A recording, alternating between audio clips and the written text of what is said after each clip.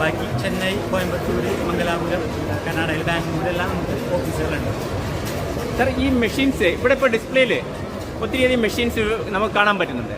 1 by 1 ആയിട്ട് sir ഇവിടെ ഈ മെഷീൻ മുതൽ സ്റ്റാർട്ട് ചെയ്ത് എക്സ്പ്ലെയിൻ ചെയ്യാൻ പറ്റും സാർ? ഇതെന്ന് പറയുമ്പോൾ സവേമയുടെ EPO പ്രിൻറ്റേഴ്സാണ്.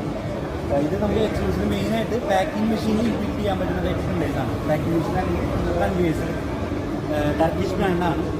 ഇത് വരുമ്പോൾ നമുക്ക് including no finishing tax, MRP പറഞ്ഞ എല്ലാ ഐറ്റംസും നമുക്ക് ഇതിൽ പ്രിൻറ്റ് ചെയ്യാൻ പറ്റും.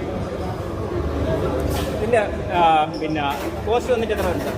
സ്റ്റാർട്ടിംഗ് പ്രൈസ് നമുക്ക് 160 ആണ് സ്റ്റാർട്ട് ചെയ്യുന്നത്. ഓക്കെ. പിന്നെ ഇതിൻ്റെ ഹെഡിൻ്റെ സൈസ് അനുസരിച്ച് പ്രൈസ് ഇൻക്ലൂഡ് ചെയ്തുകൊണ്ട് വരും.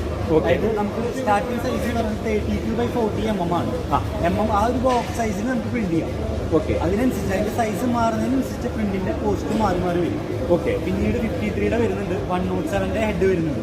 പിന്നെ ഏരിയ വൈസ് പ്രിൻറ്റിംഗ് ആണ്. ആ ഏരിയയുടെ സൈസ് അനുസരിച്ച്